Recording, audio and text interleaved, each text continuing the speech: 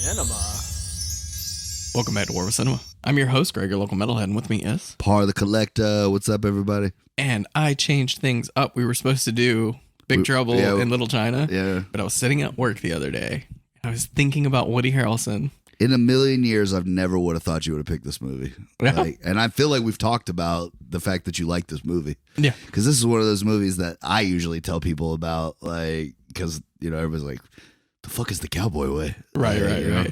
So, yeah, the Cowboy Way. I was thinking about Woody Harrelson, and I was thinking about all the movies he was in. I was like, I love that Cowboy Way movie. I was like, wait a minute. I was trying to find like a Western comedy, and this isn't really a Western, but it has cowboys in it, and it's funny. Yes. So fuck it.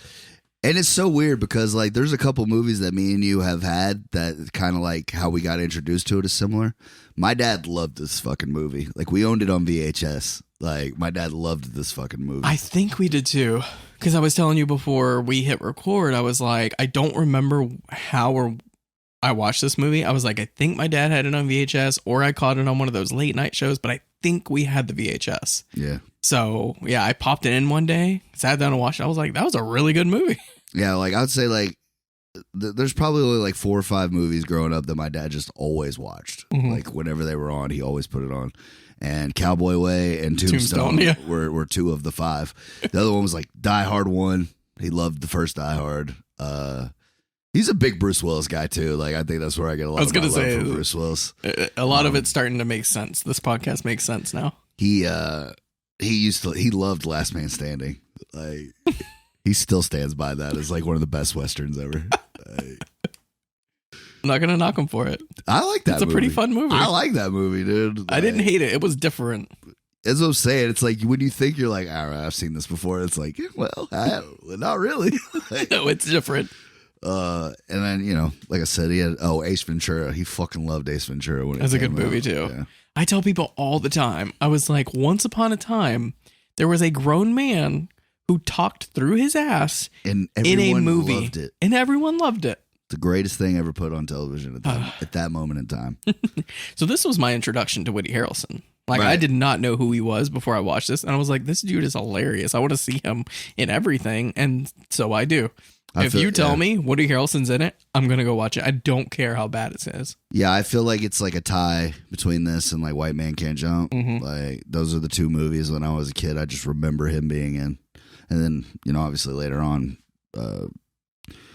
Natural Born Killers and other stuff like that. But yeah, this is like my perfect Woody Harrelson, man. Like, yeah, 100%. I love his character in this movie. I love how he portrays it.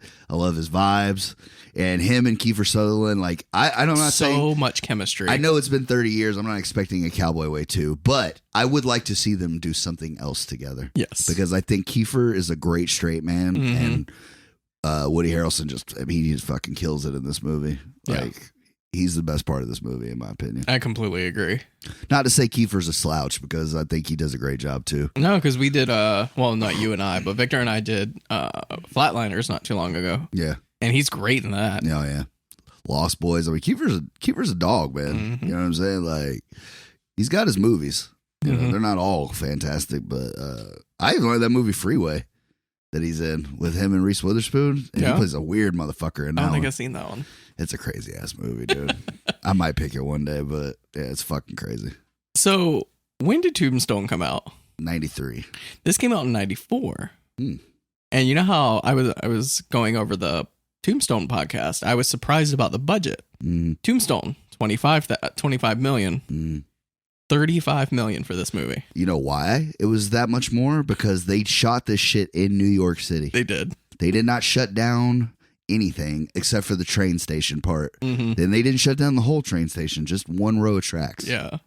And that's actually one of the fun facts I had. Because they were afraid the horses were going to slip because the platforms aren't very big for trains or whatever. Yeah. So they built another platform, a wider platform, and made it out of rubber so the horses could grip it.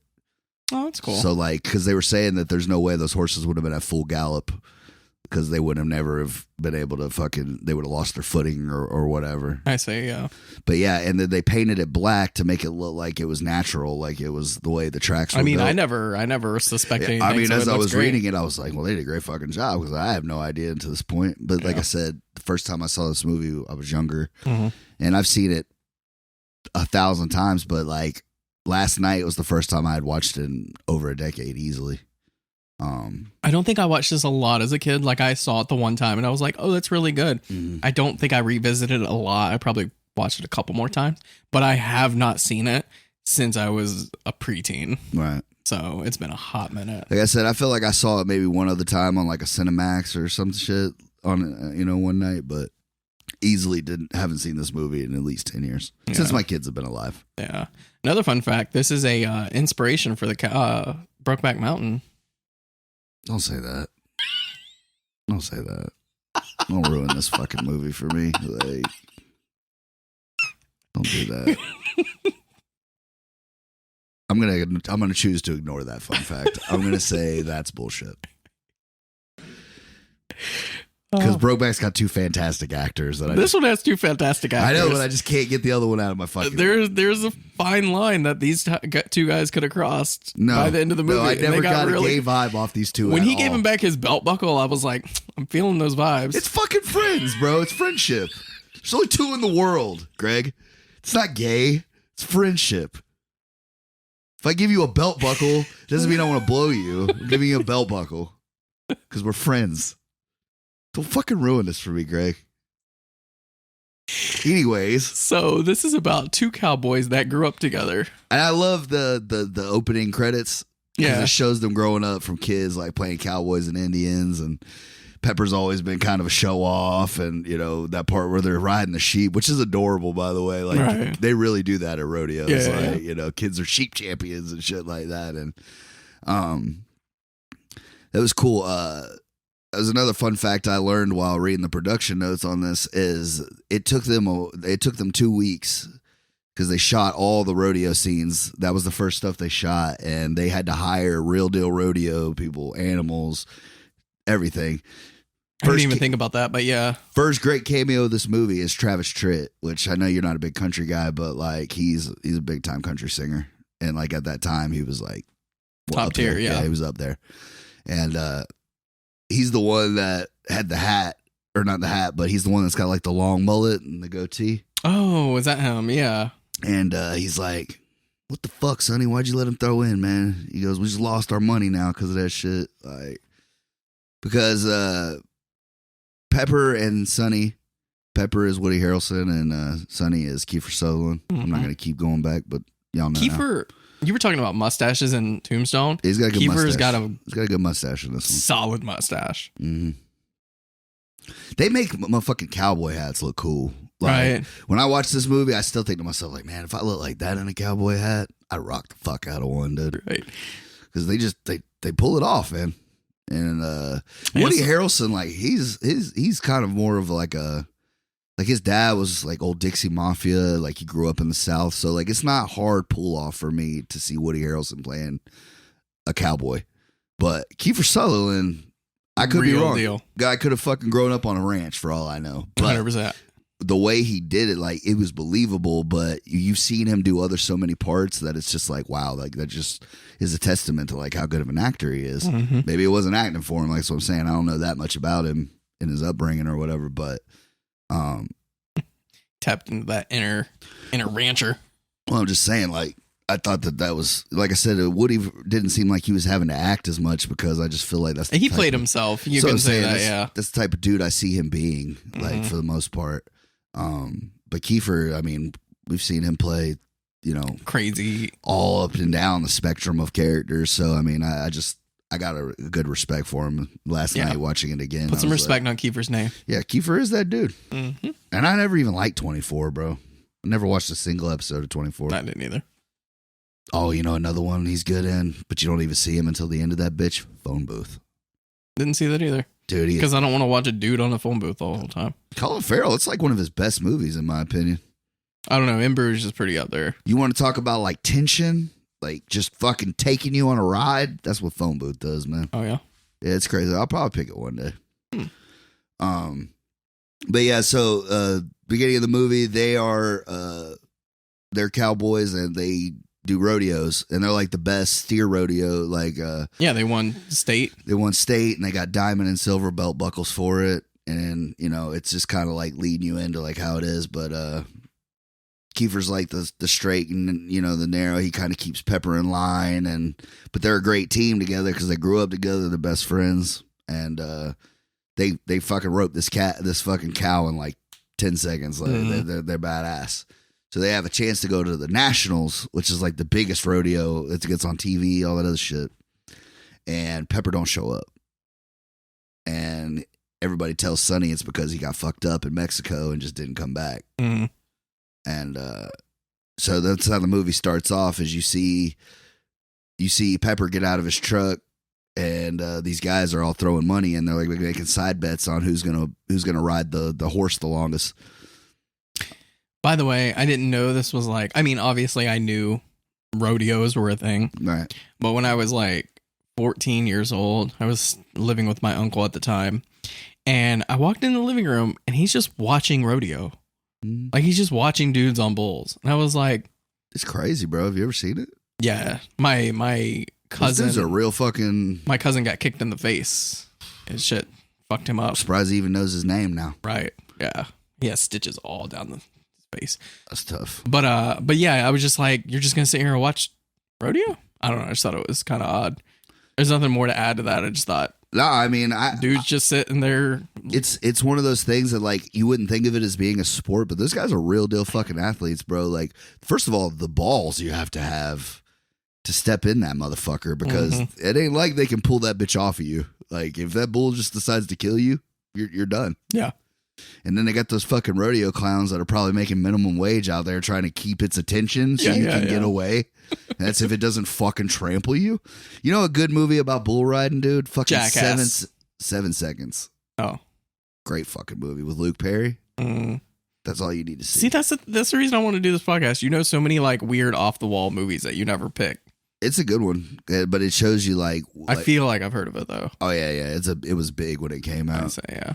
But yeah, it's those guys. I mean, I'd say other than like fucking combat sports like UFC and shit, like I think that's the one that you probably know there's a good chance you're gonna get fucked. There's like a good chance that you're gonna. That's why I brought up Jackass, is because they did that. Like the whole, they've done it a few times with the bull. Dude, when they were playing fucking teeter totter with that fucking bull, dude. And Knoxville waited for that bitch to get him like 4 times before he fucking called uncle. Like, well, that's how he got fucked up, is letting that bull come at him and it flung him in the air. It fucked his whole back up. Yep. Oh, dude, he's oh, they're all fucked. Yeah. He said he's broke every bone in his body like once. Yeah. And I'm like, I believe it. He said the worst one he got was when Butterbean knocked his ass out in the department store. And he said it wasn't the punch. It was when he came down, he hit the fucking counter. Yeah. And it split his head open. And they're like, you could die. Like, I know. Just ask Bob Saget. They pulled him up and he's like, is Butterbean okay? He doesn't even know where he's at. Like, I'm fun with Johnny Knoxville, though. Oh, yeah. He's definitely a special talent.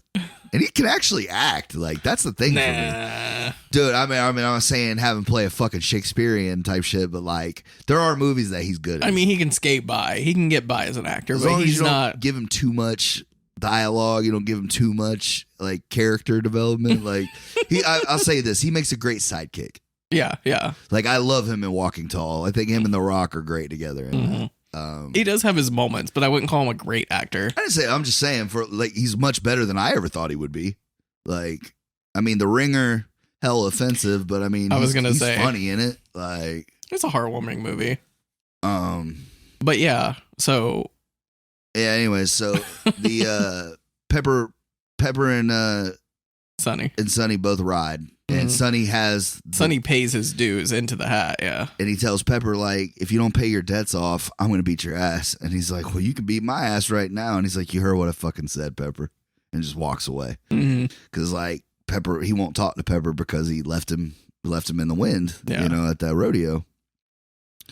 So Kiefer goes out there and rides, and he has the top score. And then Pepper's last, and he wins it. And all the guys standing around, which Travis Tritt's one of them, they're all bitching about like, why the fuck did you let him in, Sonny? We just lost all this money and shit. And he's like, Pepper sure can cowboy when he feels like it, don't he? Because like he knows he's a great, like, you know, he's good at what he does when he wants to do it, but he's a degenerate, so yeah, he's just hard to get him to do anything. So and it introduces their friend Nacho, who of course has known them both their whole lives, and Nacho works at Sonny's ranch, like helping him, and you know, and Nacho's pretty much just trying to get them to put the bullshit aside. Like, y'all been friends your whole lives, like forgive him, you know. Yeah, exactly, because you know you're basically family, right? And this isn't helping anything. And you know, they're both kind of like, fuck that guy. They're bullheaded, yeah. Right. They're both fucking cowboys. Pepper's like, I've apologized fucking so many times, like I don't even know. He's like, saying sorry don't always make it happen, you know. And then so Nacho goes home, and then you get it cuts to a scene with a bunch of immigrants coming off of a boat. Dylan McDermott. I'm sorry, I gotta say this. I don't think the dude is a bad actor, but how fucked up did he look during this movie? He did look fucked up, yeah. Like, I don't know what it was, like if it was pills or he was drinking a lot or what. He was probably getting into character. But it almost seemed like he was about to cry. He was so emotional. Like half his lines, for real though. If you go back and look at it, it's, why do you treat me like this, Manny? What makes you think you're better than me? And I'm just like, I think he was just going a little overboard with the acting. I don't know, man. Like the over. But I noticed that this last time watching it, I was like, bro, this dude is fucked up right now. Like, his eyes are all glazed over and shit. Like, getting into character, maybe. Hey, you do what you got to do. But anyways, that's what these dudes do. They traffic people and then use them from Mexico and use them Cuba and wherever. And but he has like a side hustle where he's trying to bring people's family members in, but he charges them more off the top. Yeah, he's trying to get more money out of him. Yeah, so Nacho is trying to bring his daughter to America. So Dylan is trying to... His name is John Stark. Yeah. John Stark. It's a dope-ass name. I was going to say, I want to be John Stark. My porn name. It's a basketball player. Is it? Mm-hmm. John Stark of the 90s Knicks. Could never beat Jordan. But why don't you have a sports podcast? I don't know, man. Because there's a million of them. So? There's not the Par sports podcast. The Par sports mandate, yeah. I think it would be hella entertaining. I've talked about it with my buddy because he's really into it too. And like, we'll just talk for hours about sports and shit. And I'm just like, yeah, just set up the podcast, hit record, and then upload it. Like, you're already talking about it. It's like the reason we started doing this. We're already going to talk about these movies. It's just we're recording it. That's true. But anyway. But so yeah, Nacho's daughter, he's trying to get him over, but now what's his name is trying to charge him more money. He's like, you still owe me $5,000. Yeah, he charged him $5,000 to get her to America, and then he calls him back and says, I need another $5,000 so you can have her when you get here. And Nacho doesn't make a lot of money, you know, and I'm guessing it took a lot of it took everything. It took everything from him just to get her to America. Right. And Sonny has all these old cowboy guns. You know, those chromed out, nickel plated type shits, you know, expensive guns. He takes all of Sonny's guns and leaves. Sonny gets home from the rodeo and he notices that, Nacho had left him a note. He said, I'm going to get my daughter in New York City. And, sorry about your guns. I'll make it up to you. So, but he writes the number in the dust of the counter. So the desk, yeah. Of the desk, yeah. So it cuts to 5 days later, and Kiefer pulls up Sonny pulls up to Pepper's place, which is a fucking shack, son. Like a fucking New Mexico fucking Pueblo. That's what that bitch looks like. It's about to fall down. Sonny's house looked awesome. Like, it wasn't big. It was kind of rustic, but it looked amazing just because it was out in the middle of fucking nowhere. I was going to say, yeah, it looked like a rancher's house. Oh, it looked beautiful, man. But yeah, Pepper's... The windows, but Pepper's look like a fucking trap house. It looks like he built it himself. Right, yeah, like somebody squatting, like he's squatting in that bitch. Right. Yeah, Pepper's in there playing Big Chief. I was going to make up all these, like, dumb fun facts. I was going to be like, fun fact. the Big Chief was a real thing, that Indian people used to kidnap white women and chase them around and then rape them if they got a hold of them. I could believe that. Yeah, that's what I was thinking. I was like, I can actually believe that. But yeah, this is just one of the funniest parts that stuck with me. They're playing Big Chief, whatever, running around the house. She tears the bandana off his dick. Right. And then Sonny pulls up trying to get Pepper out there, and he walks out with the cowboy hat over his dick. Yeah. But then he takes both of his hands away, and it's still... Because he's rock hard. Yeah, I noticed that too. I thought that shit was fucking hilarious. It's like, why are you holding it then? So Sonny asked him, like, hey, you got any of that prize money I helped you win the other day? And he's like, yeah, I got a little bit left. He's like, well, I need it. He's like, I need to borrow it. And he's like, yeah, hang on 1 second. Let me find out how much I got. He comes back out, dressed, bag ready. Goes to get in the truck, and he's like, what are you doing? Get out of my fucking truck. And he's like, I'm going with you. I go where my money goes. He goes, well, I'm a businessman. I go where my money goes. He goes, well, I don't want your money or you. Get the fuck out of my truck. Like, so then he jumps in the back. He's trying to pull him out. And this is what I think makes this movie so great, because it's almost like they were friends forever. Mm-hmm. Oh, you know yeah. what I mean? The way he's like trying to pull him out of the truck, and he just keeps grabbing a hold of the bars. Like, that's what I was saying. You're not gonna fucking get me out of here. Great chemistry between the two of them. All right, you can fucking go, but you ain't getting up front with me. And he fucking hauls ass out of the fucking out of the yard, and he's fucking falling all around the tailbed and shit. But fun fact, Travis Tritt sings the theme song to this movie. Really? The Cowboy Way. And that starts playing as they pull off. So there's a fun fact for you.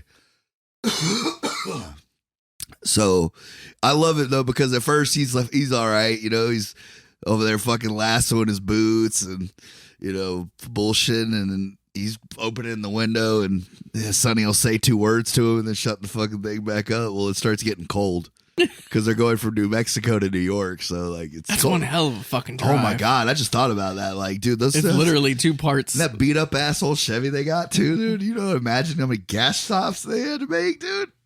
My parents just went from Central Florida to North Carolina, and it cost them about $250 in gas, and that's not even that far. I mean, they probably don't drive a diesel or anything. I would imagine they drive a moderate sized car. Yeah, not some gas guzzler either. That's true. Yeah, that Chevy probably does fucking eat up some gas. That's like a fucking V8 in that bitch. Yeah. It's fucking, the doors weigh 100 pounds on that bitch. Right? It does look like a fucking tank. Dude, they ride it through that fucking bar, and there's not even a scratch on that bitch. Yeah. You can't kill those trucks, dude. No, you really can't. That's why cowboys and shit use them. That's why they're still around today. Yeah. Somebody's probably still driving that orange bitch around. Is that the movie for the Cowboy Way? Yeah, it is, man. Kiefer sold it to me back in 98. She's still purring like a kitten. Still rides. So yeah, it starts to get cold. He's like, God damn it, you can get up here with me, but don't be. And when he turns back around, it's like playing some sad ass country song. And Woody Harrelson's got this big ass tarp on him, and he's like, all right, motherfucker, come up front. But I don't want you yapping my ear off. So of course, he just starts fucking talking his fucking ear off. And he's trying to tell him a joke. And fucking Kiefer's just over. He's like, I don't want to hear you fucking talk for the rest of the trip. Shut up. No more talking? No more fucking talking, Pepper. All right?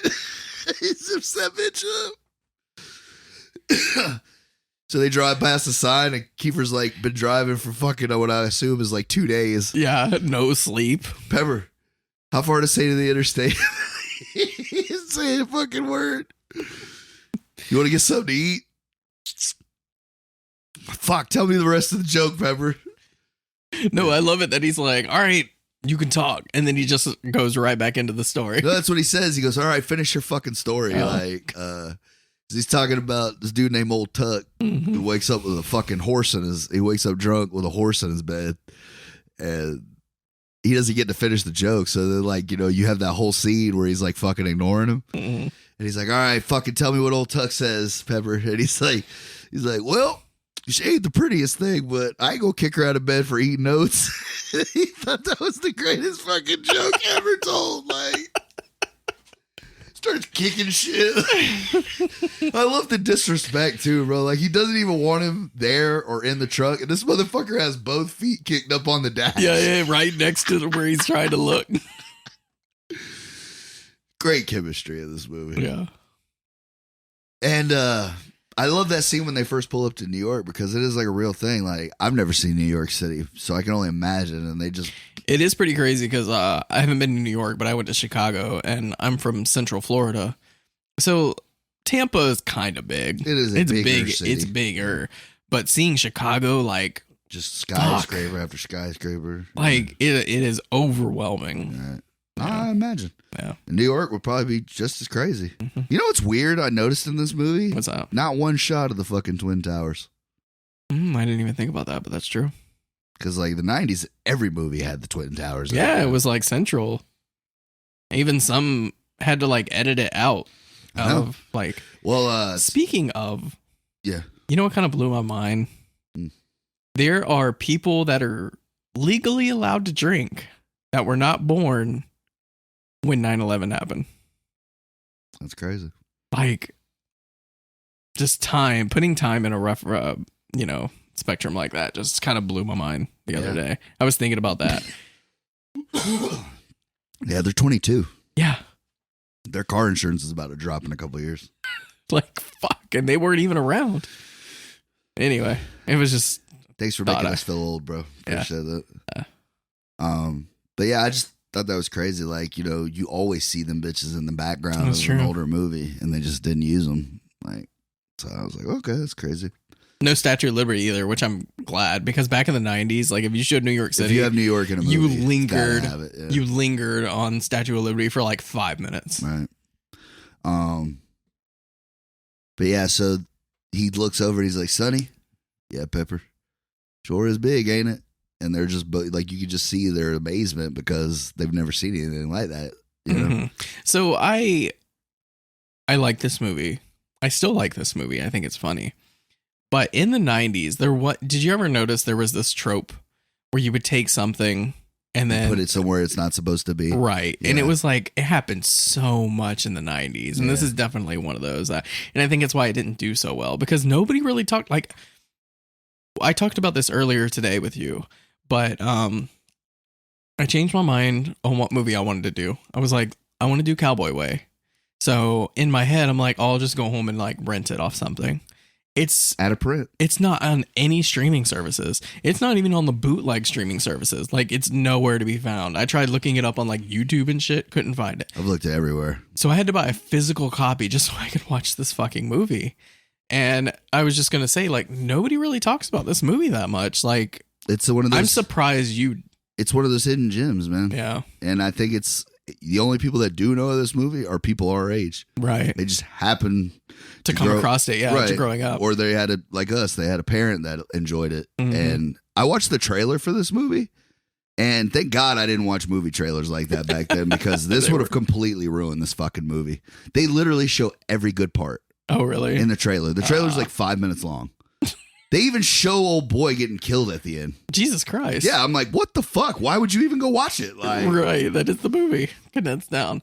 I do miss that the voice. Yeah, because they do have one of the big three like voice guys. Yeah. Woody Harrelson, Kiefer Sutherland, in the Cowboy Way. Yes. This summer. So it's like you've been practicing that one. Yeah. But it was kind of funny because even at the end of the trailer, like he tried to like throw some twang in it. This summer, and I'm like, oh God, stop, dude. We need to put a little bit of stank on that. I'm gonna have to record it. I'll send it to you, bro. But it was just like, holy fuck, knuckle, this is bad. Like, so they didn't do him any favors with the editing. Whoever edited that trailer fucked them from out of Jump Street. He probably pissed him off, and he's like, dude, you're gonna sound like shit. I'm putting the worst takes on here. But so yeah, they get to the big city and they go straight to the. They go to the Waldorf Astoria. The what? Oh no, they go to the bar. They go to the bar first. No, they go to the payphone first. You can't forget about the payphone scene. Oh yeah. So all the payphone or the yellow books are ripped out of the payphones, and none of the phones work. Yeah, Pepper's like, this phone works. And he he lets Sonny put it to his ear, and there's just like fucking gum. I was gonna say gum, but that looks like some nasty ass fucking gum. Like that I was like, why has, is it so wet? Yeah, exactly. It's like they were trying to make it look as nasty as fucking possible. Right. Dude. I don't know what gum looks like that, but mine does not. Yeah.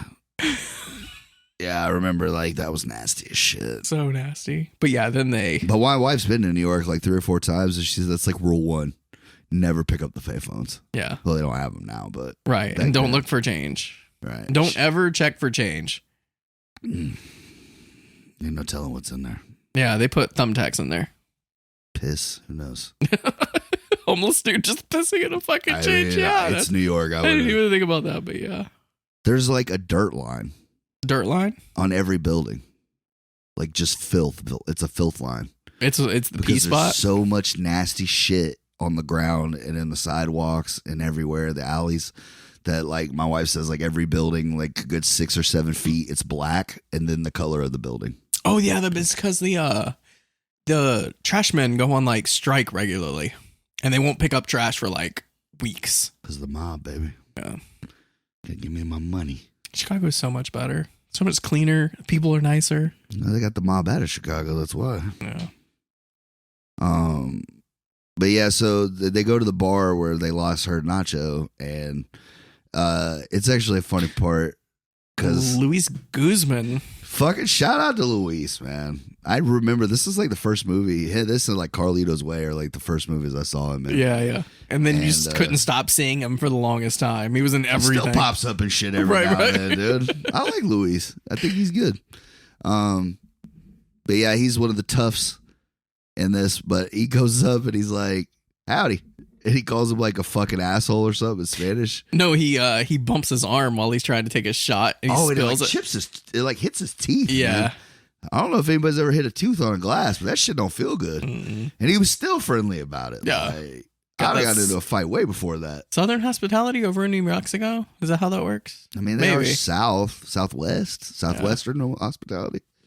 But yeah, so he's like, you savvy English? Speak English? And dude Luis doesn't say anything. And he's like, that's good, because I was going to tell you, you look like a hat full of assholes. And he throws the fucking beer in his face. And he looks over at Sonny and he's like, you see what this piece of shit just did to me? He's like, maybe you should have some manners, Pepper. He's like, we're in the city now. Yeah. You know, try a little manners. Well, you know what? I'm sorry if I offended you, and I'd like to buy you a beer. I feel like this scene's been used a million times now. Like, 100%. Orders the guy a drink, and then your beer's here, breaks it over his head. I feel like I've seen that a bunch, but this feels like one of the first times I saw it in this movie. I was going to say, this is one of the first times. I'm sure. There's probably a couple of 80s old movies. Westerns. Right. Probably like did that. it. But, so they get in a big old fight. And Pepper scurries away and fucking leaving Sonny to Sonny's fight getting his ass beat by like 5 dudes.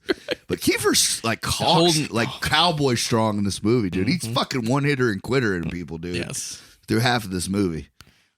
And they get thrown out, and Pepper lands on the ground first. So he sees them throwing Sonny, and he rolls out of the way. Thanks for breaking my fall. No problem. And then they have to trade hats. Like, it's a good little part. So then they go to get a hotel, and the first hotel they see is the Waldorf Astoria, which is like one of the fanciest, hotels in New York. Expensive as shit. I was going to say, how do you walk in there and be like, I can afford this? Well, that's what first thing he says. He's like, kind of a little uptown for us, ain't it, Pep? He's like, nothing but the finest for us. Like, yeah, because he's rolling around going around like he's rolling in the dough. Right. Like he earned that much from. He's trying to write everybody a check. Yeah, like yeah, a bad check. The running joke about the check was fucking hilarious. Take a check.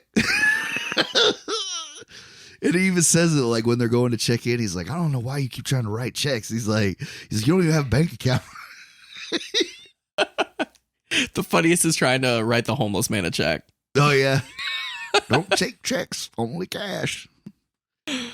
But yeah, they go up there and she's like, you're a real cowboy, aren't you? And Kiefer Sutherland, he's all humble and shit. He's like, yes, ma'am, I've been called that a couple times. And fucking Pepper don't like the fact that he's getting the attention. So he's like, well, yeah, we're cowboys. She's like, you from Texas? He goes, fuck Ain't no real cowboys in Texas. which I don't agree with, but takes his boot off and pours like a bunch of rocks and shit on the counter. And he's like, there's a piece of New Mexico for you right there. Like, fucking Kiefer just takes it and shoves it all off the paperwork. So, of course, they don't get into the hotel because they won't take checks. You got to have a credit card or cash. And he's like, can't believe they wouldn't take me. She wouldn't accept my check. And that's what he says the part about, like, you don't even have a bank account. Why would they take it? Right. So then he's like, well, we can at least get something to eat. And I love this part. And I've seen this waiter and other stuff too. Mm-hmm. But he comes up and he's like, how would you like your steaks prepared? He's like, well, we're a little particular about our meat. He goes, well, you knock the horns off of it, wipe its nasty ass, and put it down on the plate. And he's like, I'll make sure I give the chef your extreme orders or whatever, your particulars. And he's like, would you like wine? He's like, nothing too sweet, something American. He's like, make sure you have some ice in the glass. He's like, throw a little ice in the glass for me. He's like, now I've heard it all. Yeah. Please ruin this wine. It's very expensive wine. So then it cuts back to him while they're eating, and Kiefer Sutherland's like, man, I ain't gonna lie. He's like, they did a thing with the steak. And that's the thing. Have you ever had steak from like a really fancy restaurant? Oh, yeah. This shit's so good. So good, dude. It's like they're killing different cows than we are. Right. Hey, bro, they're holding the special cows. This cow lived a better life than me. Like, I can taste it. It probably asked to be sacrificed. Like, I know I taste phenomenal.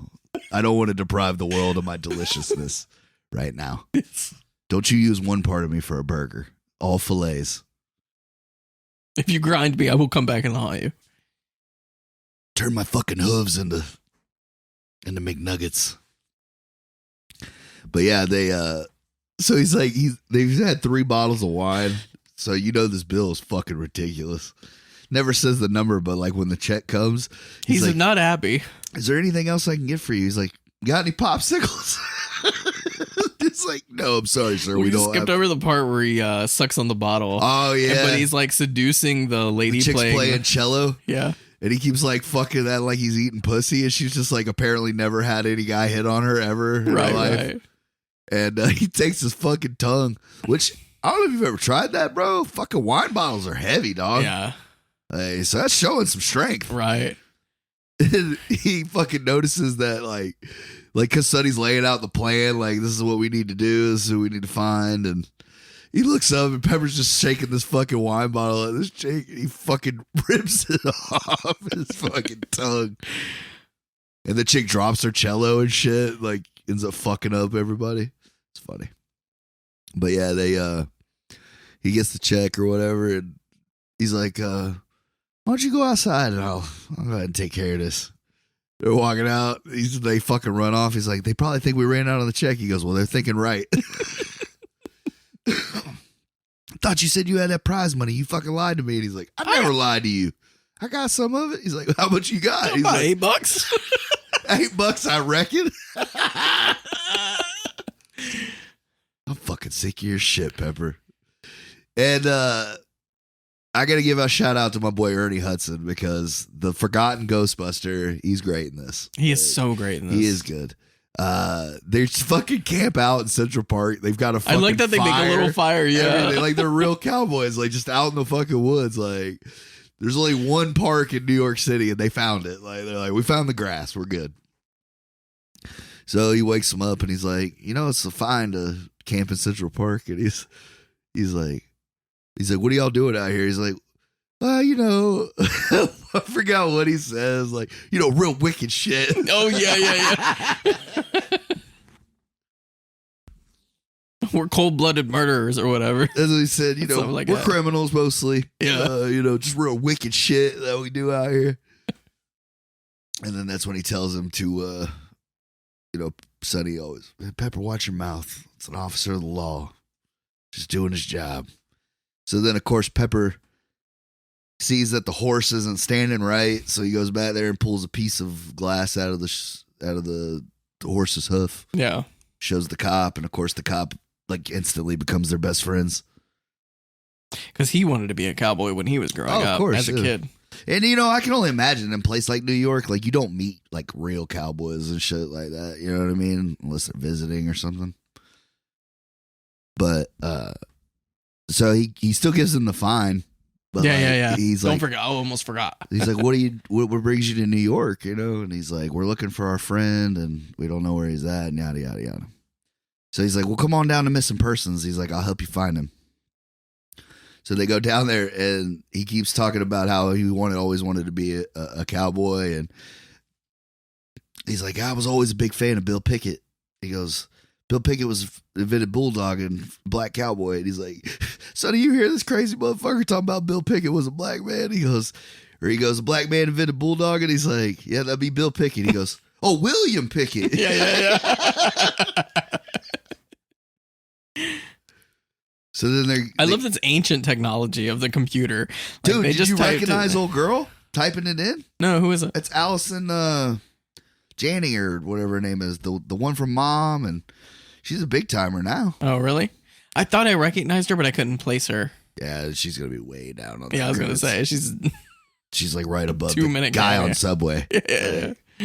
Oh, dude, and then Artie Bucco from fucking Sopranos is the dispatcher, the police dispatcher.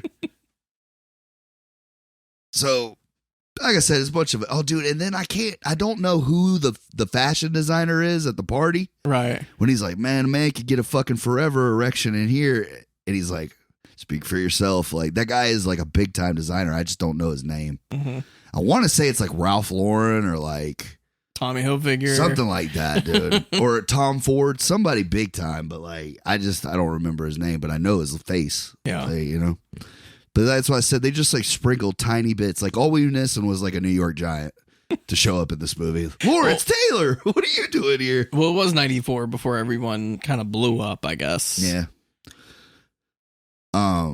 But yeah, so they go and they start typing it in, and like that ancient database somehow, off of telling them that little bit of information, that age and like a scar over his eyebrow, like he's got dead. a dead guy. Got a dead guy over here. And it's a tough scene, dude, because you know you see Nacho and you realize like in that moment like what he meant to both of them. Because Kiefer like takes his hat, they both take their hat off, which I liked. Like that's like a sign of respect, yeah. And he kisses him on his forehead, and he's like, "I'm sorry." He's like, "Goodbye, old friend." Mm-hmm. And Pepper can't even say nothing. Like, he just walks away. He just looks at him a couple times, you know. And it's tough because like you know what I mean. I couldn't imagine. So now they're just worried about finding his daughter because she's young, she's a good looking girl. Like they traffic them and shit, you know. So they're now the hunt's on for the girl, but it's kind of fucked up how they killed Nacho, man. They tied him up and then shot him in the back of the head. Oh, really that? Oh, excuse me. They tied his thumbs together. Yeah, like it's like some Chinese finger cuff shit, right? And then dumped him in the fucking Hudson, dude. Like East River, sorry. Yeah. Said they pulled him out of the East River 4 days ago. Yeah, fucking John Stark is a real asshole. Gives no fucks about anybody. All he cares about is money.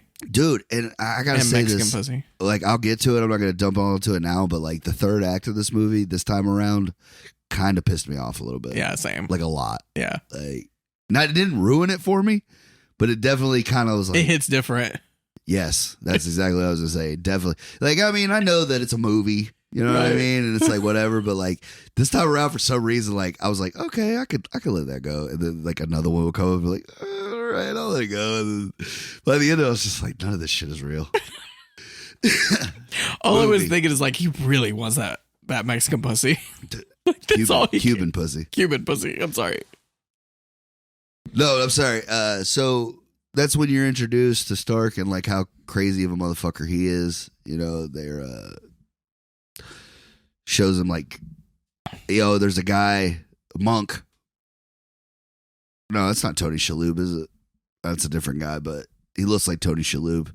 He steals money and like Stark like puts his fucking hand onto the sewing machine and like shows him that he's gonna sew his fucking hand up. It's like supposed to show you that he's like a mean bad guy. You know? Yeah. You steal from me, but then he actually didn't do anything. Right. All talk. I mean, he got a little gangster.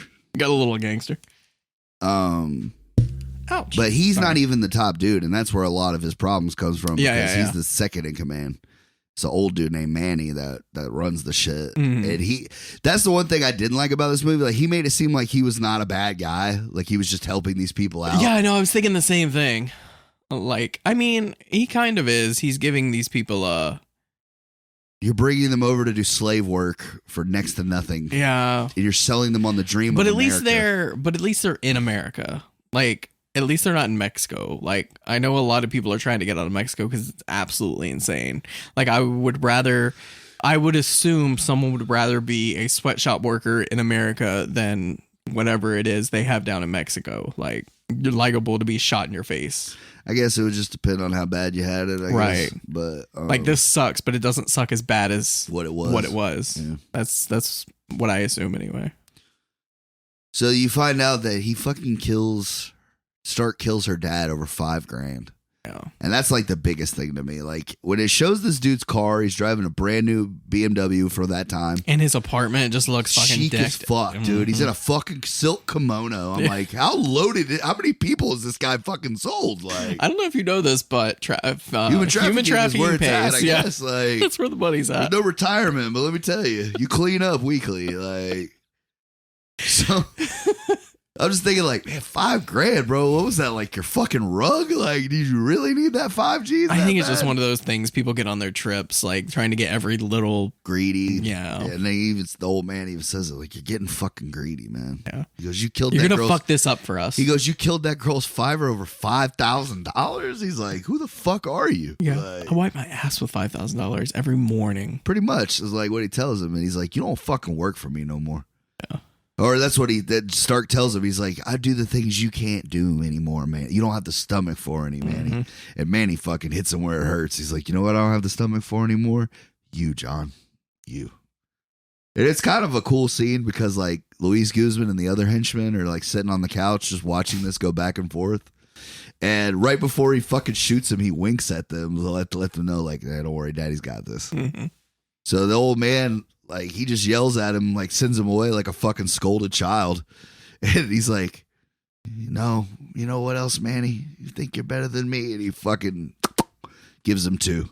So my whole thing with this is, okay, you shot your boss, but it's not like you're going to be accepted into that role. Like, I'm sure Manny had contacts that you don't even know about.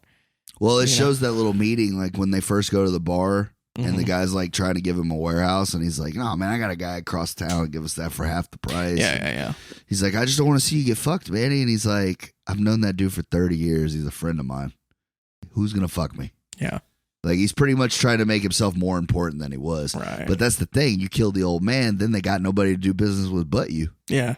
Because, like, I'm running this shit now. I guess. Because he looks over at the henchman and he's like, y'all got a problem with this? And they're like, nah, we're Louis like, I ain't got a problem. Well, you got a problem? I'm good, bro. Like, as long as we're still getting our money. Yeah.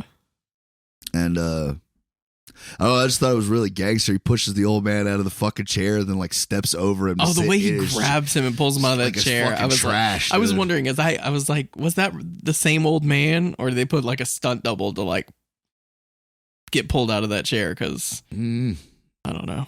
How would you like to be that? Your credit guy right. pulled from dead body from chair. You didn't hit the ground believable enough that time. Right. Need you to lay into the desk more. All right, man. I got it. But yeah, so when they're at that dinner, this lady, this redhead right. Yeah, I forgot about that part. She slips a card down into Pepper's shirt. And, you know, Sonny's like, she's a modeling agency or some shit like that. She's inviting you to a party. I do like that they kind of tie all this stuff together. Like, that is something the 90s did do very well. Is like, that's like my favorite scene when he goes to that fucking party. Right. I love that shit. Because I was like, what's the point of this party? And then it kind of pays off. I was like, oh, I see. You kind of tied it together. I like that. Yeah. That's the thing I think I like the most about this movie is it doesn't force the comedy. Mm-hmm. Like, it just kind of very natural. You know what I'm saying? And then some of the stuff that's funny to me, like, I don't even know if they intended it to be that funny. Yeah. Or if it's just like Woody Harrelson, the way he, you know what I mean? Like, that's why I liked him so much, because it felt so natural. It just felt like that's who he was. That's why I wanted to watch other things. You talked about like Zombieland. Like, I just feel like that's just naturally him. Yeah. They're just like, do your thing. Yeah, he's just a bad motherfucker, dude. Yeah. But so he goes to this party, and of course he sticks out like a fucking sore thumb. Yeah, because it's a high-end fashion party, and he's a cowboy. Right. He only drinks like one type of whiskey. I noticed that too. Yeah, like what was it? It's mozzarella. I think it's a tequila. Oh, okay. He made me want that shit. Yeah, he's like talking to old girl. He's like, "I bet you eat the worm." Because that's like his thing. Like he likes to drink tequila and eat the worm, get fucked up. Right. He shows her how to do a shiver shot. And like, how many guys tried this? Oh, I mean, if I drank back then, I would have. I might try it on my wife later. That bitch said he said, "Don't be shy." That bitch just goes to fucking licking him, son. She wanted his ass bad, dude. But she's like, I have some people I want you to meet. Like, that's the reason why I brought you here. And then he's like, so he meets him. It's these two French dudes, and they're like, they're fucking hilarious to me. And he's like, "I love the hat, I love the boots, the attitude." And they're all French, and they like start kissing him in the hand. They start kissing him on the cheeks and shit. He's like, "Y'all a couple of weird ducks, ain't you? You couple of rope suckers." You about to lose a hand there, Pierre. And she's like, "What the fuck is that all about?" And she's like, "They want you to He goes, they're fashion designers. They make men's undergarments." Yeah. And then he turns to the stage, and it's these dudes in kilts, and they just fucking rip the kilts off. Turns into Magic Mike real quick. And he's like, "You want me to walk around in my underwear, a bunch of fucking strangers?" She goes, "You got me fucked up. Like, I ain't doing that shit." And she's like, "I could get you $500 an hour and maybe more." And he's like, "I don't care if you paid me $1 million. And I'm like, "Yeah, that's bullshit. Like, Pepper, you getting that money, dog." The wife was kind of admiring Woody Harrelson's physique in this movie. She's like, he's in his prime. He's shredded, yeah. But then you get that cool dance scene, man. My boy is up there just fucking flaunting, son. I love that thing he's doing with the boots. Like, I remember when I was a kid, I was like, "I'm gonna learn how to do that shit." He's like the cowboy dancing and shit. And then like the two friends just, "Take it off! Take it off!"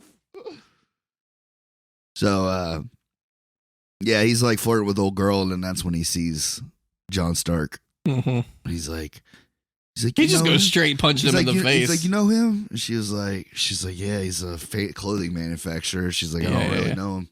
He's like, "Introduce me." She don't even get like fucking Pepper Lewis out, and he just fucking, "Mwah, this son of a bitch killed my friend Nacho." Da, da, da. And then he has to like get away from security, which is pretty cool. Yeah, I like the way he slams them together, and then the boot, the heel of the boot to the toes. Oh, you know that shit hurts so fucking bad. Because you know they're wearing some fucking wingtip dress shoe, no support, and he's got cover. that cowboy strength, like stomping bulls and he shit. Probably cut a couple of toes off. He might have. Definitely broke one. Yeah. So he gets away, and him and Sonny have the big fight or whatever, because every time they go to talk about why Pepper didn't show up to the rodeo, right, Sonny just shuts down. He's like, "You're a fucking piece of shit. I try to count on you, and that's what you do to me." Yada yada yada. Yeah, so he straight up drives off. Mm-hmm. He's like, kicks him out of the truck. Well, Pepper follows him. Mm-hmm. And Nacho had pawned his guns in New York to get the money to get his daughter. Yeah, because they found the pawn slip on his corpse. Yeah, it was the only thing they found on his body. Right. And so he goes there, and she's like, I love that he goes in the pawn shop, and he's like, "All right, I'll take these." She's like, $4,000. He's like, "These are my guns." Yeah, for $4,000. He's like, "That looks about like all of them." He's like, "I'll take them." And she's like, $4,000. Lady, these are my guns. He's like, "I only need a couple of them. I'll give you an IOU. It's the best I can do right now." And then that big motherfucker comes out from the back, and he's like, "Don't do that." And he's like, "What, this?" And he shoves him. He does it a couple times in the movie. He'll put his cigarette out and then put it on his ear. Puts it right back on his ear. That's when like shit's about to go down. Yeah, oh shit! That's when you know Sonny's about to fuck somebody. Right? Because he did it. He did it in the rodeo at first. He like knocks his cherry off and then ties it behind his ear or throws it behind his ear. And he does it again. I was like, "Oh shit, about to get serious." And then he hog ties him. Not my best time, but it'll do. Danny. That's a gangster ass move. I wish I could just like and anytime I got into an altercation, I just hog tie somebody. Like, it's the most innocent thing. Like, that'll calm your ass down. Motherfucker, what I get out of this? Beat your ass. So he shows her the belt buckle, and Pepper had followed him to the pawn shop, and he's like, "Don't do that, Sonny. Like, don't give him the belt buckle." And it's like just a symbol of their friendship and like what they had accomplished together and stuff. Yeah. And he's like, "There's only two-legged in the world, and it don't mean a damn thing to me anymore." And like that's where you're like, oh. You get that emotional, like, damn, tug at your heartstrings. Pepper walks away. He gets a couple of the guns. Well, he tries to go fucking gung-ho, gonna go get her back himself. Mm-hmm. Well, of course, they catch him, beat the shit out of him, throw him in a room type of deal. Yeah. And this is where, I'm not going to say plot holes because obviously they tie up this movie very well, but convenient. Yeah, it's convenient. Complete convenient writing, I'll say. Mm-hmm. And it just starts getting progressively worse in the third act. I don't know why, bro. Well, you do notice that, like, the first quarter of the movie is so fun and so, like, tight and just so, like, you're having a good time. And then, yeah, like you said, it just slowly, progressively gets, like, more unbelievable and more like, outlandish, right? Yeah, like, you're like, what's going on? These guys go from two, like, regular cowboys from New Mexico to, like, they're pretty much running. Hitmen, yeah. Well, no, it's not even that, dude. They pretty much have the entire police force working for them at the end of this movie. Right. I'm like, for one, I don't think any cop in New York City has ever gave this much shit about anything, let alone one person. And then this dude's calling the police station. He's getting tracks shut down and yeah, you drive your truck through a bar, dude. I'm like, you just had 7 felonies, and the fucking cop followed you in and held these people up at gunpoint too. Right, exactly. That's the part where I was like, oh, I don't know. You're going to prison, and so is the fucking cop, dude. Like, thought you wanted to be a cowboy. He's like, I do. He's like, well, this is the cowboy way. I love it though when they can do that naturally. Yeah. It's not forced. Yes, can't force it. I know. The wife was like, they said the thing. I love that shit when it's natural. Yes. You know what I'm saying? I hate it when it's forced. You're like, you just shoved that in there, but right. Yeah. But yeah, it's just like he runs it through there, and then they go and save Sonny or whatever, and he's just like, oh my god. So the girl helps untie Sonny. And they beat the shit out of him, tie him up, and they don't even check to see if he has a knife. Yeah, right. I was thinking the same thing. I was like, really? You're just going to leave a knife on him? But why wouldn't they have just killed him? No, wait on Stark. Why, bro? He just wants to know that we killed him. It's the 90s plot. Like, right. We gotta tell him the whole plan before we kill him. Right. We got to kill enough time that he can come back from this. But yeah, so Pepper comes and saves them, gets them both out of there. But then they get Luis Guzman. I forgot about this part. This is a great part. But even this feels like it couldn't happen.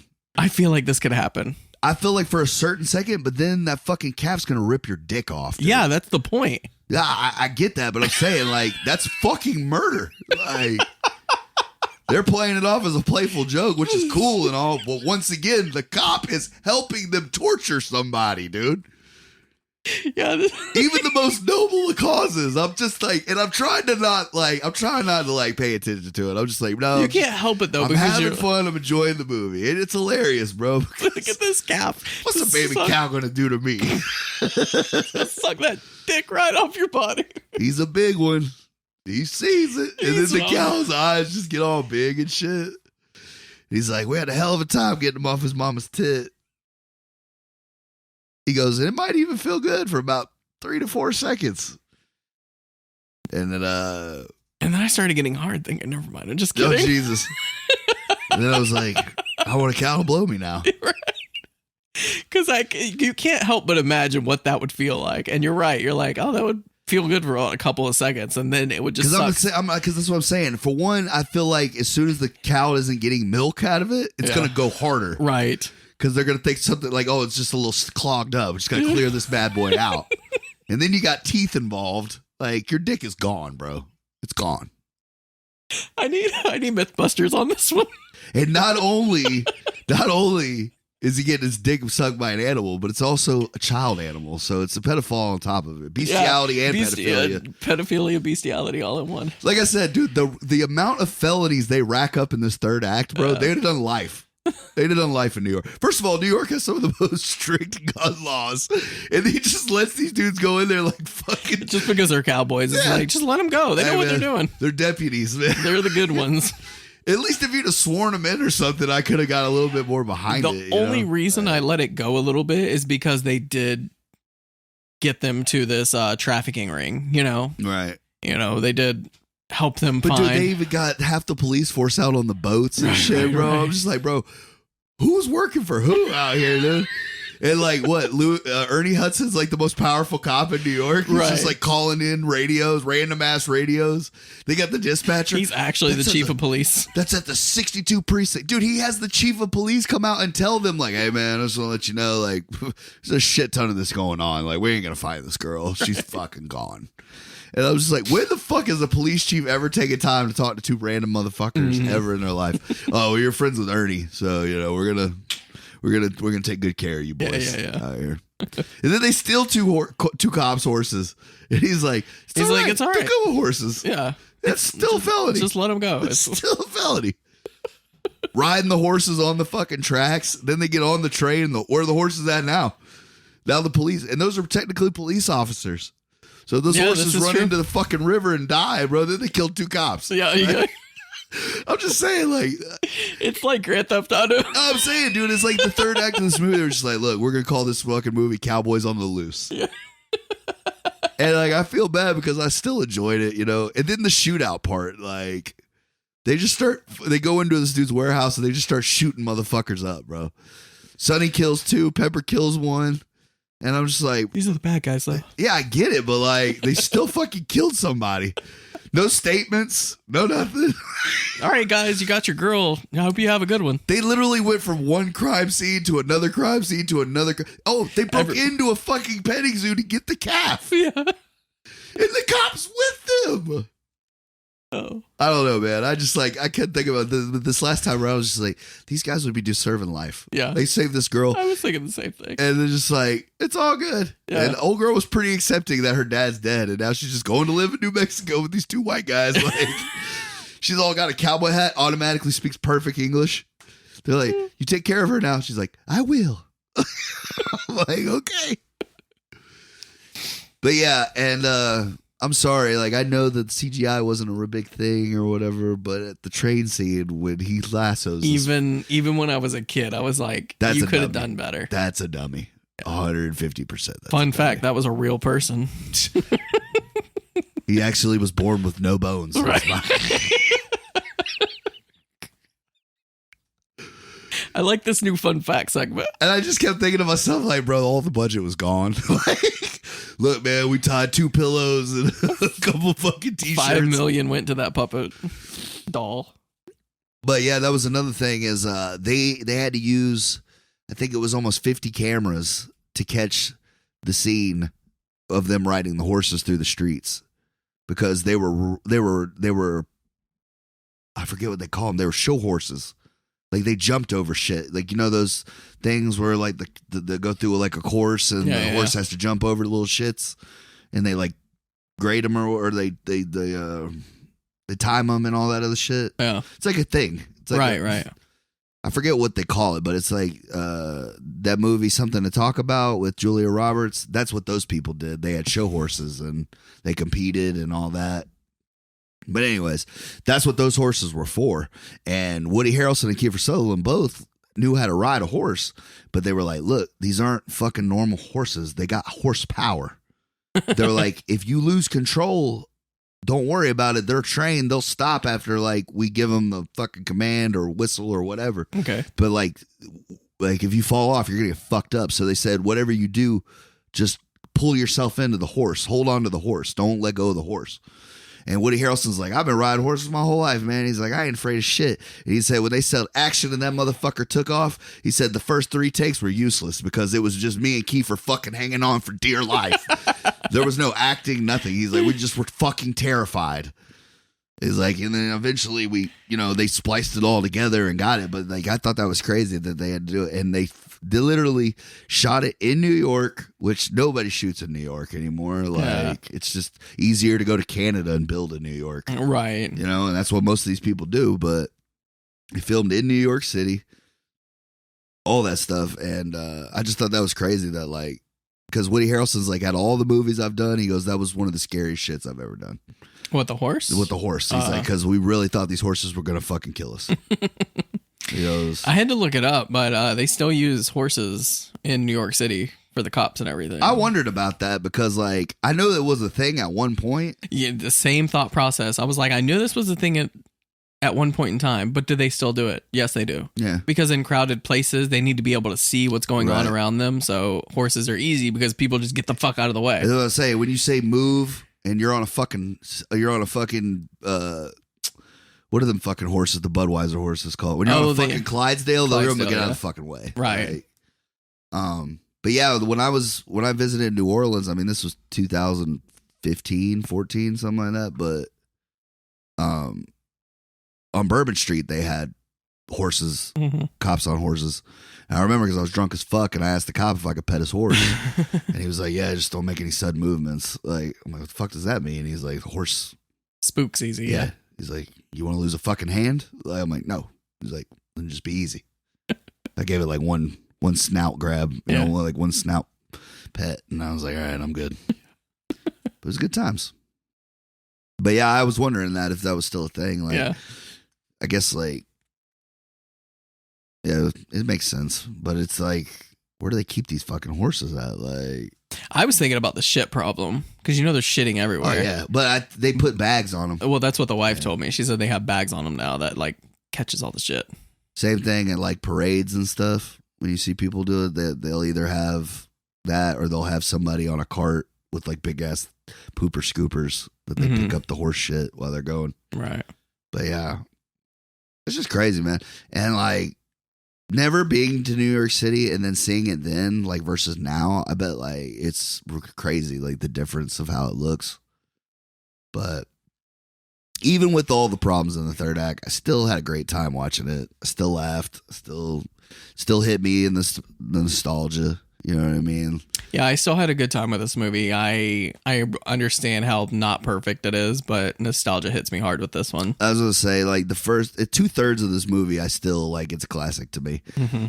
Third act could use some work. Yeah, third act falls apart. Right. But so it dropped down. It dropped down a level in the par scale. Yeah.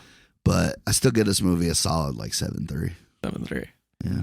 It's a soft recommend. Like Woody Harrelson, Kiefer Sutherland. Like if you're a fan of either of those guys, it's worth checking out because they do such a good job in this movie. It really does. And like you said, it almost doesn't seem like they're acting. It's just like, yeah, they're just buddies hanging out, right? And they're just happen to be filming this shit. But it's still funny. It's still a good ride. I think it's a feel good movie. But yeah, I started like, you know, and that's the thing that sucks about sometimes when you go back and watch movies you loved when you were younger, because you start and like we've been doing this for 3 years now, you know what I mean? So like we're about to hit 4, yeah. That's what I'm saying. So it's kind of like I don't want to say I watch movies differently, but I watch movies differently now. Yeah, like, you analyze them. Yeah, I pick up on shit that I didn't used to notice. Like it's just like, you know what I mean? And I'm not gonna say it's ruined movies for me, but like it has made me kind of. It's a good and a bad thing, because the good, you get to appreciate movies on a different level. Like, God, I can't believe they did that. I know, you know, or you see what they're doing. Have been ridiculous to try or whatever. Right. But the bad thing is the lesser movies you start to notice, like, God, you guys couldn't try it a little harder. Oh, like, damn, that is bad. Yeah. Or like, that is not nearly as good as I remember it. Right. So. Yeah. But yeah, I still had fun with it. Glad I own it. And now we have a rare movie because we both own one that's out of print. Yeah. So. Yeah, you were talking before we hit record. I got the first run of prints on this thing. Like the CGI is pretty bad on this. Not the CGI, but the graphic design on this is pretty bad. You know what's weird though is the side, the label on the side is the exact same. Is it really? That's what made me think that we had the same one. Let me see the back. Yeah, even that's different. Really? Yeah. Mm. But yeah, fun little movie. I enjoyed it. This was packaged in 2021, so this is like new. Oh wow! So you got the newer one. I got the old one. You got the old one. I didn't look up what year mine was made. Yeah, I might have to do that when I get home. So I see you got a little haul over there? No, I don't have a haul. I just have a movie. Oh, that's a book. Okay. Yeah. It is Alice in Wonderland. The original? I bought the book, yeah. I listened to it on audiobook and I really enjoyed it, so I picked up but that's not, I didn't mean to talk about that on the podcast. It's just kind of there. Oh, you're good. I just thought it was like a season or something. Yeah. This is one movie that people have been bringing up that I've been wanting to watch for a hot minute, 3 Billboards. And funny enough, it has Woody Harrelson in it. And Frances McDormand. So, McDormand. That guy must really love Woody Harrelson, the guy that directed that, because he's in like half his movies. Yeah, I'm sure. Because we were talking before the podcast, he also did In Bruges. Yeah, Woody's not in that one, but he's Seven Psychopaths. He's in Seven Psychopaths. Yeah. So, I'm excited to check it out. It's just a movie I wanted to watch. Maybe I'll do it on the podcast. Maybe not. Who knows? Shout out to all the superhero fans out there. If you are debating on whether to go see Guardians 3, go see it. Do yourself a favor. It's one of the most satisfying end to arcs I've gotten in a while. Like, James Gunn is still fucking killing it. And I'm actually excited about what he's going to do with DC. Like, I think a guy knows how to do superheroes. I think that's his wheelhouse. And I think he's gonna make DC better for it. Probably. But yeah, I did enjoy it. We just need another Suicide Squad kind of movie. Oh, it's coming. That last one made so much. He's definitely doing another one. It was so good. So funny. So entertaining. I like both of them, but I mean, you'd be a crazy person to say that the second one's not better. Right. You know what I mean? They're not really comparable. They're almost like two different things. Yeah. You know what I mean? Like, the only thing holding them together is Harley Quinn. The Captain Boomerang. Yeah. For about 10 seconds. Mm-hmm. Oh, and I guess Flag, and a Waller. They get the best parts of the original, I'll say that. Yeah. Except for Diablo. I really liked him. I thought he was badass. Like fucking... He could have been interesting to watch. When they were like... I just liked his arc and like how his power was like a fucking curse to him. Yeah. And like you'd think being a gangbanger, like it would make your life so much better. But like all it did was like he lost control and would kill everybody around him. Like, I love that scene where he's on the prison yard and he just fucking incinerates everybody. And then he's got the fucking crown and fucking fire above his head. Yeah. Yo, what this shit? Yo, what this? Like, I thought that was badass. But yeah, that's literally like the only new movie I've seen lately was Guardians. And then, Super Mario or whatever. But next week's episode, I found another gem. This was a grail for me. I've been looking for it for a while. Yeah, you've had me in suspense. You wouldn't tell me what it was. You made it to this moment, so I don't even know. Ready to Rumble. Right. Yes, I've seen this. We've talked about it. I love this movie. Yeah. I only saw it the one time. I remember laughing at it, thinking it was kind of dumb but funny at the same time. So I was thinking about it on the way over here, though, and I was like, other than The Wrestler and Ready to Rumble, like, what other wrestling movies do you know? There's not really. Exactly. Like, and this is like the complete opposite of The Wrestler. The Wrestler is dramatic. It's beautiful. It's pain. It's, it's showing the dark, shitty side of wrestling. This is complete slapstick, showing you the fun, showing you the stupidness of it. And David Arquette and, I don't know why I can never remember his fucking name, dude. He's somebody's son. Scott.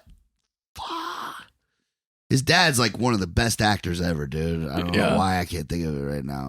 Fucking, it's not Redford. It's not Robert Redford. It's the other guy. Fucking Conn. Scott Conn. James Conn's son. Fuck. I don't know why it was taking me so long to do that. Scott Conn is great in this too. Yeah. I do remember having fun with this, but I did wonder like if it aged well. Oh, it probably hasn't. Yeah. And I loved Oliver Platt in this movie too. Yeah, he's pretty fun. Endless wrestling cameos from when I was into wrestling, 9 to 12 years old. Like, my favorite wrestlers, like the only fucking wrestler that I love that's not in that movie is Stone Cold. Like, everybody else is in that bitch. Doink was always my favorite for some reason. I always like Doink the Clown too. Doink and Dink. Yeah. Great tag team match. Mm-hmm. He never really made it big. No, they didn't. I remember when I used to play my buddy in the Sega wrestling game, you could get him. Yeah, He came out with his pail. Mm-hmm. And you could just wail on people with that bitch. The more mainstream was Sting that I rooted for, but before that, it was fucking Mick. Shout out to Mick. Loves fucking Sting. I know. It's like his hero in life. Yeah, we were talking. We're going to be getting together sometime in August for the Blue Steel. Is it Blue Steel? Yeah. Yeah. Yeah, he was hitting me up. He's like, we got to do the thing. And I was like, but it's Crime Corner. He's like, I don't care. I got to do the thing. I was like, all right, you can do whatever the fuck you want. It's Mick's corner. Right. Mick can do whatever the fuck he wants in his corner. It's a Mick episode. Yeah. Who knows where it's going? Right. But yeah, so I don't know. I've just been enjoying the comedies, honestly, man. Like, and now, like, once you get me thinking comedies, like, then I start digging at, like, you know, hidden gems, unknowns, you know, and like this one like when I bought it, I was like, this is the movie I'm doing. Yeah, this is the movie I'm doing. I'm excited to rewatch it. I hope to God you can find it, bro. I don't want you to have to buy this too. Like, I'm sure I'll find it somewhere. I hope to God. I don't think it's as fucking. Yeah, you wouldn't think, bro, but 94. I mean, fuck, that's forever now. But yeah, like, it's almost 20 years ago now, right? But I feel like this movie came out in like 02. 30 years ago. I feel like 02 though, like it should be out somewhere, right? Ready to Rumble was kind of a little more popular. I don't think I should have a problem finding it. All right. Yeah. But yeah, like, I was like, I definitely want to do this. The other grail I found while I was out, Return to Oz. Oh yeah, you finally found it. Finally found it, bro. Wow. I even paid I need an applause button for this, for finally getting it. Now I was very close to buying it for you. Just I'm like, he's not going to find it out there, but you did. I'm glad you didn't, man, because victory. That dopamine hit was like heroin. It was so good, dude. And they didn't charge you an arm and a leg for it. He only wanted $1, and you know I don't like paying $1 for regular movies, but I was like, you know what, motherfucker, you got me. You earned this fucking $1, dude. I mean, it's kind of worth it. You don't see it, you know, supply and demand. Well, dude, my homeboy Tony's got it on Blu-ray, and I was thinking, like, how fucking rare is that motherfucker to find? Dude? Yeah, and there's not a lot of people buying that shit.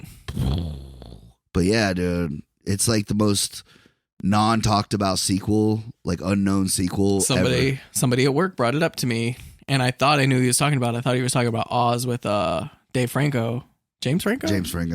And he's like, no, not that one. He's like, it's a remake of Oz, or not a remake, but a sequel to Oz that came out in the 80s.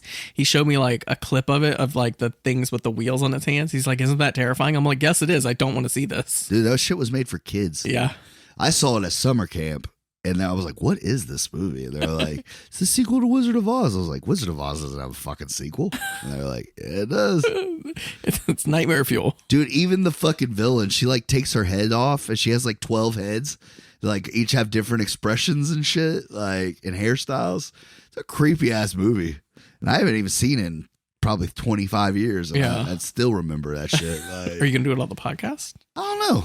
Thinking about it, maybe it would be a fun. It would be cool, just fun episode. But I'm afraid that like it would be one of those things that like I would hate it so much, like I wouldn't even want to talk about it. Yeah, you know, I get that. I'll probably watch it and just see how I feel about it. Yeah, if you want to talk about it. There was a movie I watched when I was a kid, but I didn't realize how young I was. But anyway, my thumbnails get kind of long, and the wife gets kind of like freaked out. She's like, "Can you please cut your crack nails?" And I always go a little Cincy Watsy. Have you ever seen Babes in Toyland? Yeah. Yeah, so the evil guy, he had the long thumbnails. She's never seen it. Oh, good. So I turn on Babes in Toyland, and I was like, oh, this is for babies. It was like way more juvenile than I remember it being. They had like sing-alongs and fucking teddy bears and everything. I was like, oh, this is for babies. I'm sorry. But you see his thumbnail then. That's good. That's all you need. Yeah, there's a lot of movies like that now. Like I'll go back to watch them, and it's just like, yeah, I think I've outgrown it. Because it was Drew Barrymore and Keanu Reeves at their like youngest. Well, not Drew, She's but been in everything. Yeah, I was gonna say. But yeah, I've been enjoying the year comedy, man. Yeah, I haven't gone too crazy with you, but maybe I will eventually. I just keep thinking of these movies that I want to talk about. Like I forgot about the Cowboy Way until it popped up, and I was like, yeah, you were like, you don't care, do you? And I'm like, fucking hell no, I don't care, bro. I love the Cowboy Way. Yeah, I was surprised. I mean, I still wouldn't mind doing, Big Trouble in Little China. Oh, we're gonna do it. It's just I had to take a. But yeah, I'm glad you picked this one, man, because it was a nice little revisit. I feel like it's one of those things, like, we've talked about it a couple times, and we're like, oh, we should do that, but like we never have, and like you remembered. That's awesome. Yeah.